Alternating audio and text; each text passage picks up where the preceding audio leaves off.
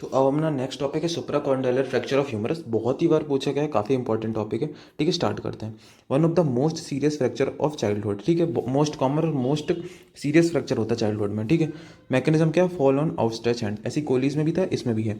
ठीक है, एल्बो जो है वो हाइपर एक्सटेंशन की तरफ पुश हो जाता है। ठीक है, एल्बो को एक्सटेंड करके देखो, और जो हाइपर एक्सटेंशन मतलब उल्टी तरफ मुड़ेगा वो तब होगा। ठीक है, फिर पैथोएनाटोमी मतलब कि फ्रैक्चर लाइन कहाँ से पास हो? Fracture line pass through the distal metaphysis of humerus above the condyle. ये है कॉन्डाइल, है ना, ये नीचे कॉन्डाइल है, उसके ऊपर से पास हो रही है। ठीक है, ये ह्यूमरस का कॉन्डाइल होता है यहाँ पर, उसके ऊपर से, तो उसे बोलते हैं सुप्रा कॉन्डाइलर, कॉन्डाइल के जस्ट ऊपर।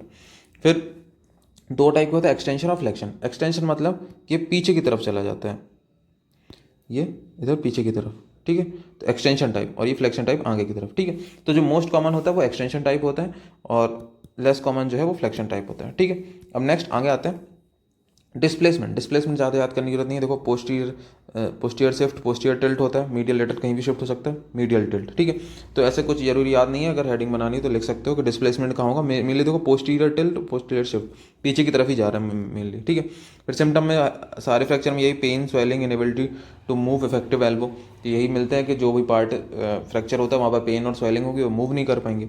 ठीक है, साइन क्या मिलेगा? टेंडरनेस रहेगी। Unusual prominence of the tip of olecranon due to backward tilt, तो पीछे की टिल्ट हो गई तो ऑलिक्रोनॉन की वहाँ पर अपन को प्रोमिनेंस दिखेगा, है ना। Since fracture is above the condyle, fracture जो है अबव द कॉन्डाइल है, तो जो थ्री थ्री बोनी पॉइंट रिलेशनशिप होता है नॉर्मल एल्बो में, वो मेंटेन रहेगा। ठीक है, तब थ्री बोनी पॉइंट जो रिलेशनशिप है सिर्फ जब ये इंटर आर्टिकुलर फ्रैक्चर होगा या फिर लेटरल कॉन्डाइल, ये सब इन्वॉल्व होते तभी तभी बिगाड़ता है। जब एल्बो जॉइंट खुद इन्वॉल्व होता है तभी होता है। ये एल्बो जॉइंट को इन्वॉल्व नहीं कर रहा है, तो थ्री बोनी पॉइंट रिलेशनशिप मेंटेन रहेगी इसमें। ठीक है, फिर आते हैं रेडियोलॉजी में। रेडियोलॉजी में अपन को क्या देखेगा? एक्सरे में प्रॉक्सिमल, मतलब ऐसे कुछ नहीं, हेडिंग लिखनी, एपीपी लेटरल व्यू। एपीपी में क्या देखेगा? लेटरल मीडियल शिफ्ट देख सकता है, प्रॉक्सिमल शिफ्ट देख सकता है। ठीक है, ऐसी सेम फाइंडिंग जो है इसमें लेटरल व्यू मिलेगी। ठीक है, एक्सरे करेंगे तो ये पीछे की तरफ जाएगा, तो ये बैकवर्ड शिफ्ट, बैकवर्ड टिल्ट लिख देना। इसका मैनेजमेंट में सुप्राकॉन्डाइलर फ्रैक्चर में दो टाइप से डिवाइड करते हैं, radial pulse present, radial pulse absent. ठीक है, जब सुप्राकॉन्डाइलर फ्रैक्चर होता है तो आगे उसकी ब्रेकियल आर्टरी होती है, अगर वो डैमेज हो जाती है तो फिर रेडियल पल्स मिलना कम हो जाता है ना। तो इसलिए अपन पहले चेक करते हैं कहीं रेडियल पल्स कहीं वो ब्रेकियल आर्टरी डैमेज हो गई कि नहीं हुई है। ठीक है, तो अपन सबसे पहले रेडियल पल्स देखेंगे। अगर रेडियल पल्स प्रेजेंट है तो उसका अलग मैनेजमेंट। प्रेजेंट है तो फिर अपन देखेंगे फ्रैक्चर डिस्प्लेस्ड है कि अनडिस्प्लेस्ड है।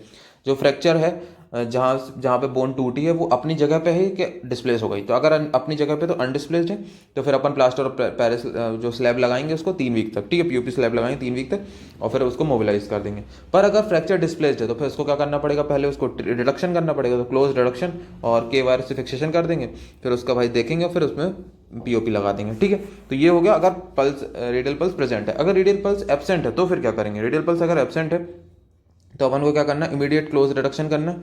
ठीक है, फिर अपन देखेंगे इमीडिएट क्लोज रिडक्शन मतलब उसको जोड़ के देखेंगे। फिर उसके बाद क्या देखेंगे अपन? Pulse return within 1 hour. अगर 1 घंटे के अंदर पल्स आ जाती है तो अपन क्या करेंगे? उसी पोजीशन पे उसको रखेंगे, और फिर प्रॉपर रिडक्शन करने के बाद उसमें प्लास्टर ऑफ पेरिस लगा देंगे, अगर पल्स वापस आ जाती है। पर अगर पल्स वापस नहीं आती है, ठीक है, फिर अपन देखेंगे कैपिलरी सर्कुलेशन गुड और पुअर। अगर कैपिलरी सर्कुलेशन गुड है तो अपन फिर वही स्लैब को उसी पोजीशन पर रखेंगे। सर्कुलेशन इंप्रूव होता है तो अपन इसकी तरह मैनेज करेंगे। ठीक है, अगर सर्कुलेशन इंप्रूव नहीं होता तो फिर इधर आ जाएंगे। अब सर्कुलेशन अगर पुअर है तो अपन फिर उसको सर्जिकल से ओपन करते हैं, फिर जो ब्लड वेसल कट गई है उसको भाई रिपेयर करेंगे, फिर ट्रीट करेंगे। ठीक है, फिर से एक बार देखते हैं। रेडियल पल्स अगर एब्सेंट है तो क्या करेंगे? इमीडिएट क्लोज रिडक्शन करेंगे।